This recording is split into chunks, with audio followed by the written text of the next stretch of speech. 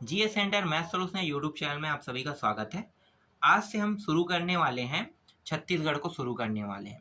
ये छत्तीसगढ़ के जो टॉपिक मैं आप लोगों को पढ़ाने वाला हूँ, ये एक नोट्स टॉपिक है। ये जो नोट्स है, ये बहुत ही इम्पोर्टेंट नोट्स है। तो आप देख सकते हो पहले से तैयार है, बहुत पहले से ये नोट्स बना हुआ है मेरे पास है। तो मैं चाहता था कि नोट्स जब बना हुआ है, तो इसको हम आप लोगों को बताएं कि आपको तैयारी कैसे करना है, आपको समझना कैसे है, किन टॉपिकों को याद कैसे रखना है। तो वो सारी चीज़ें हम यहाँ पे आप लोगों को बताएंगे और पढ़ाएंगे भी। ऐसा नहीं है कि आपको सिर्फ जानकारी बस बताएंगे और आपको पढ़ाएंगे नहीं, तो ऐसा नहीं है। आपको एक तो खुद से भी पढ़ना है और दूसरा है जो हम पढ़ा रहे हैं वो भी पढ़ना है। मैं एक चीज़ यहाँ पे 100% कह सकता हूँ कि खुद से पढ़ने से कभी भी तैयारी नहीं होता है। अपना समय और दूसरे का समय हम वेस्ट करते हैं। जब हम खुद से तैयारी करते हैं तो आप सभी को पता है कि हम 10 मिनट पढ़ते हैं या 15 मिनट, उसके बाद गिव अप कर देते हैं, या कोई ऐसा टॉपिक आता है जिसको हम देखते हैं और छोड़ देते हैं। तो इसलिए मैं सोच रहा था कि क्यों ना आप लोगों के लिए कुछ टॉपिक लेकर आएँ कि जो तैयारी है, जो जिस क्षेत्र में आप कर रहे हैं, उसमें आपका प्रोग्रेस काफ़ी अच्छा हो। आप छात्रावास अधीक्षक बनना चाहते हैं, हो सकता है आप रेवेन्यू इंस्पेक्टर आरआई बनना चाहते हैं, हो सकता है आप आमीन पटवारी बनना चाहते हैं, क्योंकि ये सारे एग्ज़ाम अभी होने वाला है। इसका नोटिफिकेशन अभी तक जारी नहीं हुआ है, लेकिन ये इन एग्ज़ामों के बारे में जानकारी आ चुका है। पेपर के थ्रू पेपर कट में मिल चुका है कि ये सारे पद अभी खाली है, इनकी भर्ती होने वाला है। तो अगर आप अभी से तैयारी नहीं करोगे तो आप इन पदों को नहीं पा सकते। इसलिए आप जितना डीप हो सकता है उतना डीप पढ़ो। आपके पास ज़्यादा समय नहीं है, कोई दिक्कत नहीं है। आप 2 घंटे पढ़ते हो, 3 घंटे पढ़ते हो, 4 घंटे पढ़ते हो, बहुत होता है। लेकिन आप सही से पढ़ो, 100% ईमानदारी के साथ पढ़ो, तभी आपका सिलेक्शन होगा। ईमानदारी अगर उसमें नहीं है, आप 10 मिनट के बाद छोड़ के चले जाते हो, 15 मिनट के बाद फिर बाद में पढ़ूंगा ये सोच के छोड़ के चले जाते हो, तो ऐसे नहीं होगा। क्योंकि जो टॉपिक है ना, आपको 18 से 20 टॉपिक पढ़ना है। अब सोचो आप तैयारी कैसे करोगे भाई, 18 से 20 टॉपिक होगा, टफ है ना। इसीलिए थोड़ा थोड़ा पढ़ते रहना हमेशा, तो ज़्यादा अच्छा रहेगा। तो चलो, ज़्यादा मैं भाषण ना देते हुए डायरेक्ट हम क्लास को स्टार्ट करते हैं। तो यहाँ पे आप देख सकते हो आज जो है फर्स्ट क्लास है हमारा। तो फर्स्ट क्लास में हम पढ़ने वाले हैं छत्तीसगढ़ का सामान्य परिचय पढ़ेंगे। छत्तीसगढ़ के सामान्य परिचय से कई बार क्वेश्चन आ चुके हैं, कई बार आ चुका है ना, व्यापम में कई बार एग्जाम में आ चुका है, व्यापम या आरआई में आ चुका है। इसके अलावा अमीन पटवारी में भी आ चुका है। तो पिछले जो एग्जाम है उनमें कई क्वेश्चन आ चुके हैं। तो हम बेसिक से ही शुरू करेंगे। तो चलो बेसिक से शुरू करते हैं। तो आप सभी को पता होगा कि छत्तीसगढ़ का निर्माण, मतलब छत्तीसगढ़ राज्य जो है वो मध्य प्रदेश से कब कटा है। तो देखो, मध्य प्रदेश से ये कटा है 1 नवंबर 2000 को अलग हुआ था। और सबसे खास बात ये है कि जो मध्य प्रदेश है ना, ये भी मध्य प्रांत बराज, पहले मध्य प्रदेश नहीं था राज्य। कब? 1956 से पहले उन्हें किस नाम से जाना जाता था? मध्य प्रांत एवं बरार के नाम से जाना जाता था। तो मध्य प्रांत और बरार से 1 नवंबर 1956 को ही मध्य प्रदेश अलग हुआ था। मतलब 1 नवंबर 1956 को मध्य प्रदेश बना था, और जो छत्तीसगढ़ राज्य है वो भी 1 नवंबर को ही बना था। तो देखो, दोनों में डिफरेंस नहीं है, दोनों क्या है, सेम है, 1 नवंबर 1 नवंबर, लेकिन सन बस में अंतर है। तो सन में कितने का अंतर देखो, 1 नवंबर 2000 को छत्तीसगढ़ बना और 1 नवंबर 1956 को मध्य प्रदेश बना। तो कई बार क्वेश्चन ऐसे भी पूछा जाता है कि जो मध्य प्रदेश है उससे कितने साल बाद, ठीक है, कितने साल बाद छत्तीसगढ़ जो है अलग हुआ। तो आप इन दोनों को घटा दो, कितना आएगा? 44। तो 44 साल बाद मध्य प्रदेश से छत्तीसगढ़ अलग हुआ था। तो जितने टाइप से क्वेश्चन बन सकता है, जैसे बन सकता है, मैं उस हिसाब से आपकी तैयारी करा रहा हूँ। तो आप लोग ना पूरा बेसिक के साथ पढ़ो और अच्छे से तैयारी करो। तो मैं आपको पूरा का पूरा आज जितने भी सिलेबस है वो सब एक समय तक के मैं कंप्लीट करा दूंगा। तो चलो देखें। तो यहाँ पे 44 साल बाद कौन अलग हुआ? हमारा छत्तीसगढ़ 1 नवंबर 2000 को अलग हुआ और देश का 26वां राज्य बना। क्या बना? देश का 26वां राज्य बना। 26वां राज्य बना तो छत्तीसगढ़ को क्या क्या मिला, इनको भी देखना जरूरी है। तो देखो, छत्तीसगढ़ को ये 16 जिले मिले। ठीक है, जिलों को देख लो भाई, बहुत इंपॉर्टेंट है जिले। कौन कौन सा जिला मिला ये पूछते हैं, तो आपको क्या करना है कि 16 जिला मिले। ठीक है, 16 जिले छत्तीसगढ़ को मिले। अब इन जिलों को याद करना इतना आसान तो नहीं होता है, तो हम क्या करेंगे, इसके साथ हमें संभाग भी मिला है, तो संभाग के हिसाब से हम याद करेंगे तो आसान हो जाएगा। कैसे याद करोगे? तो देखो 7, एक जो है, पहले हम संभाग देख लेते हैं। एक जो है बिलासपुर संभाग है, मध्य में था रायपुर संभाग, और सबसे नीचे में बस्तर संभाग। तो 3 संभागों में ये बटा हुआ है। ठीक है, कब? जब मध्य प्रदेश से हमारा जब छत्तीसगढ़ अलग हुआ तो 3 संभाग हमें मिला था। कौन कौन सा? बिलासपुर, रायपुर और बस्तर संभाग। बिलासपुर संभाग में 7 जिले आए, रायपुर संभाग में 6 जिले हैं। उस समय की बात कर रहा हूँ ना, 2000 की, सन 2000 की मैं बात कर रहा हूँ, जिस समय हमारा राज्य बना। और बस्तर में 3 जिले थे। अब याद कर लेते हैं कौन कौन सा जिला है। तो यहाँ पे कोरिया है, ठीक है, बस्तर संभाग में कोरिया है, सरगुजा है, जसपुर है, एक बिलासपुर है, एक कोरबा है, रायगढ़ है और जांजगीर चांपा। बहुत आसान आसान है, आप इसे जानते हैं। कोरबा को जानते हो, बिलासपुर को भी जानते हो, नाम सुने होंगे ना। रायगढ़ का भी नाम सुने हो, जांजगीर चांपा का भी नाम सुने हो और सरगुजा का नाम भी सुने हो। कोरिया और जसपुर थोड़ा सा अलग है, आउट है, तो आप लोग इनके नाम अभी तक नहीं सुने हो सकता है। फिर भी यहाँ पे देखो कोरिया है और जसपुर है। तो इस तरह से 7 जिले जो है वो बिलासपुर के अंदर आया। अब रायपुर के जिला बहुत आसान है भाई, क्योंकि आप सभी जानते हैं कि रायपुर में कौन कौन सा जिला है। तो रायपुर संभाग के अंतर्गत एक कवर्धा मिला, एक रायपुर खुद है, फिर एक राजनांदगांव है, दुर्ग है, धमतरी है और महासमुंद। ये जो 6 जिले हैं ये रायपुर संभाग के अंतर्गत आए। इसके अलावा यहाँ पे देखो कांकेर है, बस्तर है, दंतेवाड़ा है। तो कांकेर, बस्तर और दंतेवाड़ा जो है ये बस्तर संभाग के अंतर्गत आए। तो टोटल कितने जिले हुए? 16 जिले। जब छत्तीसगढ़ राज्य अलग हुआ उस समय छत्तीसगढ़ के साथ 16 जिले अलग हुए, 3 संभाग था।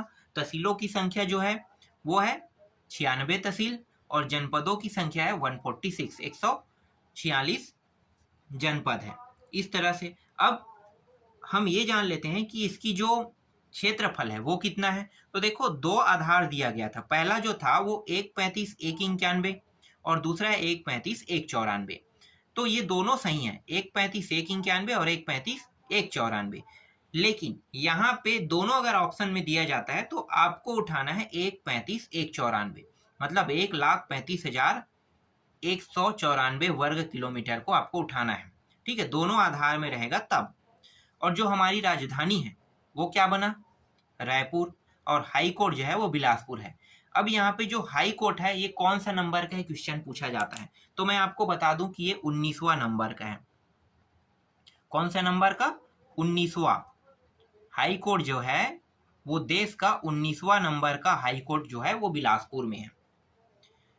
समझ में आ गया? कई बार क्वेश्चन पूछा जाता है, उसके हिसाब से मैं बता रहा हूँ कि हाई कोर्ट जो है वो बिलासपुर में है और देश का ये 19वां हाई कोर्ट है। इसके बाद देखो यहाँ पे हम थोड़ी ऐसी भी जानकारी को पढ़ने वाले हैं, जैसे कि यहाँ पे देखो ये जो है मध्य प्रदेश से जब अलग हुआ था तो ये हिस्सा पूछा जाता है कि मध्य प्रदेश का कितना प्रतिशत हिस्सा था छत्तीसगढ़ राज्य जब अलग हुए थे। तो ये हिस्सा था 30.47। ये क्वेश्चन कई बार आ चुका है, कई बार व्यापम में कई बार पूछ चुका है ना। तो आपको ये याद रखना है कि 30.47% जो है वो जब मध्य प्रदेश से अलग हुआ था तब हमें उसकी भूमि जो हम आज छत्तीसगढ़ कहते हैं वो मध्य प्रदेश का 30.47% है। और भारत का अगर हम हिस्सा देखें छत्तीसगढ़ को तो 4.11%। तो क्वेश्चन अलग अलग तरीके से पूछा जाता है। अभी मैंने बताया 30.47, वो तो मध्य प्रदेश से अलग होके बना है। और भारत का अगर हिस्सा के रूप में गिना जाए जितने भी राज्य हैं, ठीक है, उन सभी राज्यों को मिला के सभी के हिस्से बांट के, तो छत्तीसगढ़ जो राज्य है उन सभी के हिस्से का टोटल 4.11% है। ठीक है, 4.11%। अब वर्तमान में आते हैं। वर्तमान में हमारे पास 149 तहसील है, ब्लॉक की संख्या 146 है और जिलों की संख्या 33 है। अब ये जिले जो है 33 कैसे हुआ? ठीक है, तो इसके बारे में हम चर्चा करेंगे आप लोगों से। चलो पहले ये सब चीज आप जान लो। तो जिलों की संख्या 33 है। अब यहाँ पे आते हैं देखो यहाँ पे एक शब्द लिखा है नौवीं पंचवर्षीय योजना। क्वेश्चन कई प्रकार से पूछा जाता है। क्वेश्चन ऐसे भी पूछ सकते हैं कि नौवीं पंचवर्षीय योजना, ठीक है, या फिर ऐसे भी क्वेश्चन पूछ सकते हैं कि जो छत्तीसगढ़ राज्य है वो कौन सी पंचवर्षीय योजना के समय बना था। तो आपको क्या लेना है, नौवीं पंचवर्षीय योजना के समय बना था। मैं थोड़ा भी कंफ्यूजन, थोड़ा भी ऐसा ना हो कि आपसे प्रश्न ना बने। जब आप पेपर हॉल में जाओगे तो हर प्रकार से, हर तरीके से प्रश्न पूछा जाता है, उन टाइप के माध्यम से मैं आपको बता रहा हूँ। तो यहाँ पे नौवीं पंचवर्षीय योजना आपको लेना है। अब यहाँ पे देखो क्या है, विधेयक। राज्य ऐसे तो नहीं बना होगा। राज्य बनने के लिए भाई कई अलग अलग लोकसभा, राज्यसभा में तो विधेयक पेश हुआ होगा ना, तभी तो बना होगा। तो हम उन विधेयकों के बारे में जानते हैं। तो देखो विधेयक जो है सबसे पहले लोकसभा में आया। लोकसभा में ये विधेयक जो है ये 25 जुलाई को लाया गया। ठीक है, 25 जुलाई को लाया गया था। और 25 जुलाई को लाया था, तब ये पास हुआ कब, कि सभी लोगों ने अपना मत दिया, मतलब वोट डालेगा तभी तो होगा ना। तो सभी लोगों ने वोट डाला, और वोट डालने के बाद सबका वोट क्या हुआ, हाँ हुआ होगा, तभी तो आया होगा ना, मतलब बहुमत पारित हुआ होगा। तो ये बहुमत पारित होके 31 जुलाई को क्या हो गया, ये पास हो गया विधेयक। अब यहाँ से पास हुआ 31 जुलाई को, तो ये जाएगा राज्यसभा में। यहाँ पे आया राज्यसभा में।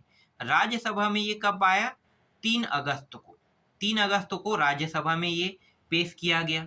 अब वहाँ भी बहुमत पारित होना था, तो वहाँ भी बहुमत पारित हुआ। उसके बाद ये 9 अगस्त को पास हो गया, जब सबकी, ठीक है, सबने हाँ कहा कि हाँ भाई बनने वाला है। लगभग उसके जो 2/3 हिस्सा जो है, जब तक के नहीं कहेगा तब तक के ऐसा होगा नहीं।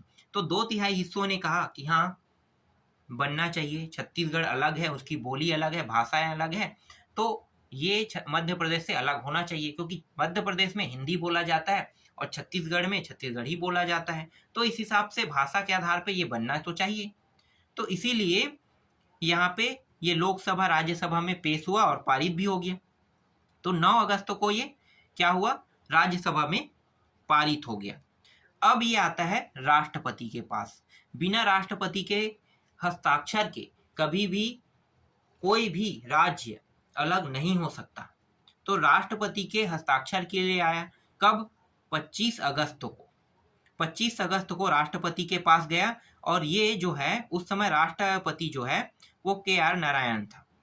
तो KR नारायण जो है ये 25 अगस्त को, अब मान लो उसी दिन गया और उसी दिन, अब ये रियल फैक्ट तो नहीं है, मैं आपको एक कहानी के तौर पे बता रहा हूँ। उससे पहले भी गया होगा, उनके पास फाइल पेंडिंग था।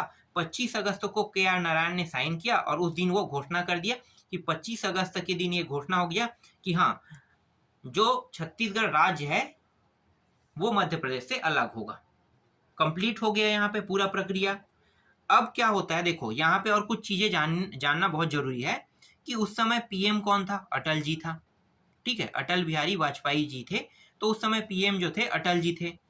और यहाँ पे देखो मध्य प्रदेश में दिग्विजय सिंह की सरकार थी। ठीक है, मध्य प्रदेश, ये MP में कांग्रेस की सत्ता थी, दिग्विजय सिंह। और यहाँ पे जब छत्तीसगढ़ जब बना तो पहला जो मुख्यमंत्री बना वो कौन था, अजीत जोगी। ये दोनों चीज आपको जानना बहुत जरूरी है। क्वेश्चन कई प्रकार से पूछा जाता है, ये मैं आपको बार बार बता रहा हूँ। तो आप हर एक टॉपिक को जितना आसान कर सकते हो उतनी आसानी से समझो। ठीक है, तो मध्य प्रदेश में उस समय 2000 सन के समय के आसपास दिग्विजय सिंह की सरकार थी, मतलब कांग्रेस का बहुमत था। तो कांग्रेस के बहुमत थे, तो छत्तीसगढ़ राज्य जब अलग हुआ तो भी कांग्रेस का ही बहुमत रहेगा। तो वहां पे कोई चुनाव नहीं हुआ, डायरेक्ट अलग किए, और जितने विधायक छत्तीसगढ़ राज्य के हिस्से में आता था उन सभी विधायकों को यहाँ पे अलग कर दिया गया। तो इसी हिसाब से अजीत जोगी जो है कांग्रेस से पहला मुख्यमंत्री बना। तो ये क्या है, CG का, छत्तीसगढ़ का पहला मुख्यमंत्री। और दिग्विजय सिंह जो था वो MP राज्य के मंत्री के तौर पे, मतलब मुख्यमंत्री के तौर पे था। तो यहाँ पे अजीत जोगी पहला मुख्यमंत्री बना। कई बार क्वेश्चन पूछा गया है कि छत्तीसगढ़ का पहला मुख्यमंत्री कौन है, तो अजीत जोगी है। आपको पता चल गया अजीत जोगी। अब तक के कितने मंत्री आए हैं अगर पूछा जाए तो, अजीत जोगी के बाद रमन आए हैं, रमन के बाद डायरेक्ट भूपेश आया, मतलब 3 ही मंत्री हुआ है अभी तक के। जो अधिक समय तक सत्ता प्राप्त किया है वो है डॉक्टर रमन सिंह, सबसे अधिक समय तक। तो ऐसा कोई क्वेश्चन तो पूछा नहीं जाता है यहाँ पे, लेकिन क्वेश्चन जो पूछा जाता है वो है अजीत जोगी के बारे में। ठीक है, पहला मुख्यमंत्री कौन था, तो अजीत जोगी। फिर पहला पहला बहुत सारी चीजों में पूछा जाता है, उसके बारे में हम बाद में चर्चा करेंगे, अभी बस इतना ही जानो। आगे बढ़ते हैं। इसके बाद देखो यहाँ पे हमारे पास है राज्य के मंत्रालय भवन।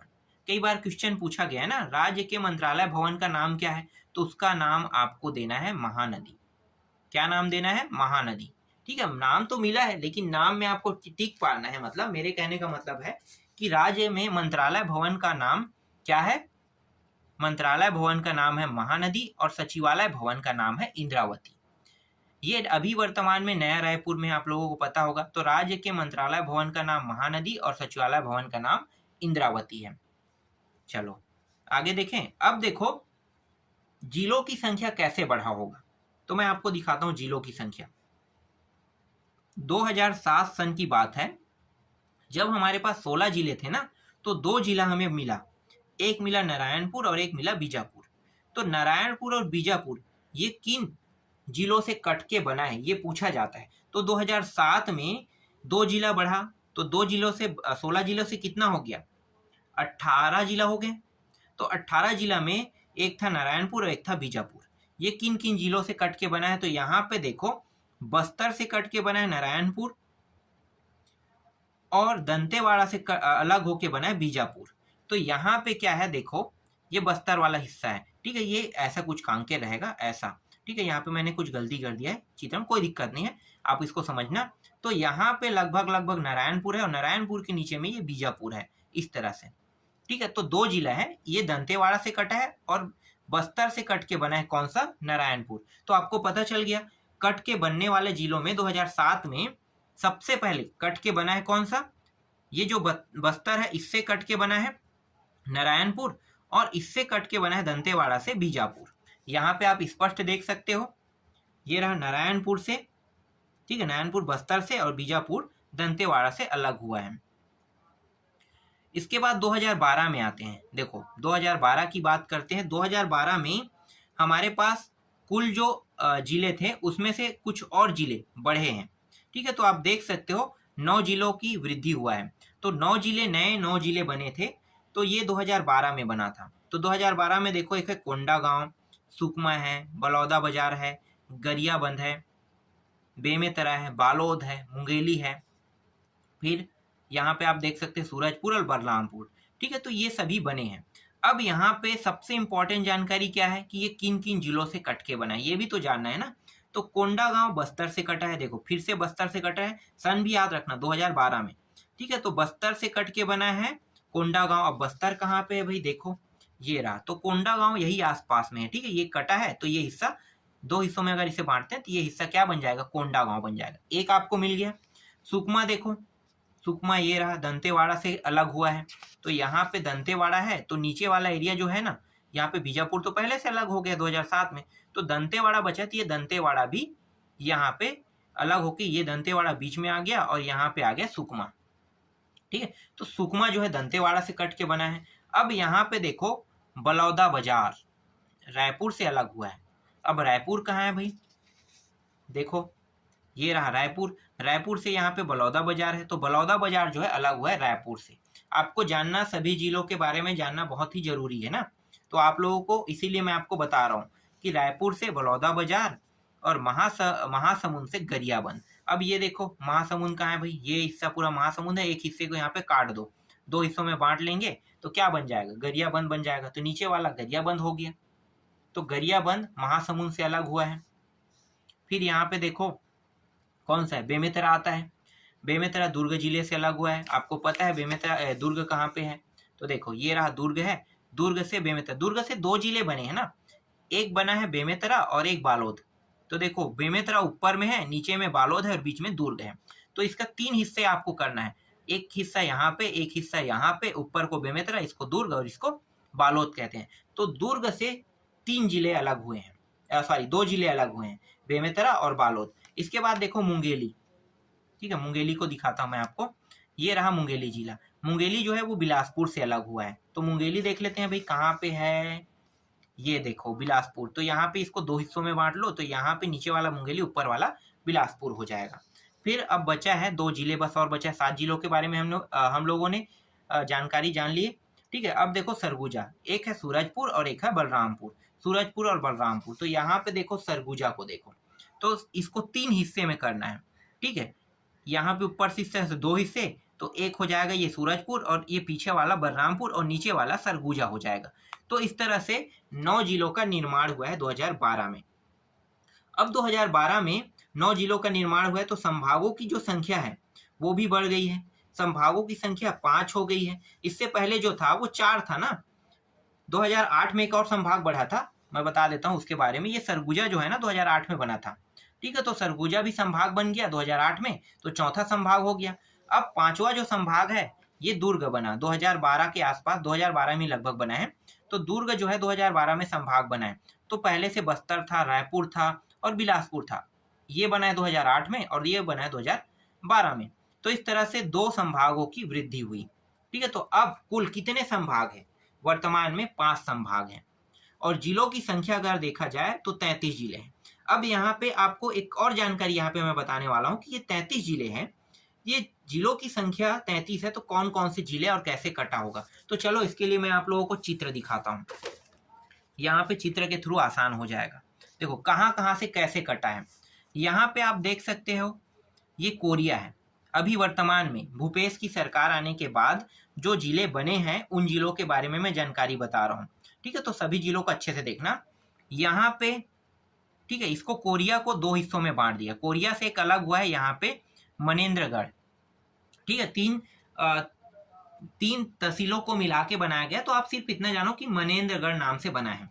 ठीक है, तो यहाँ पे इसे 2 हिस्सों में हम बांट लेंगे इस तरह से।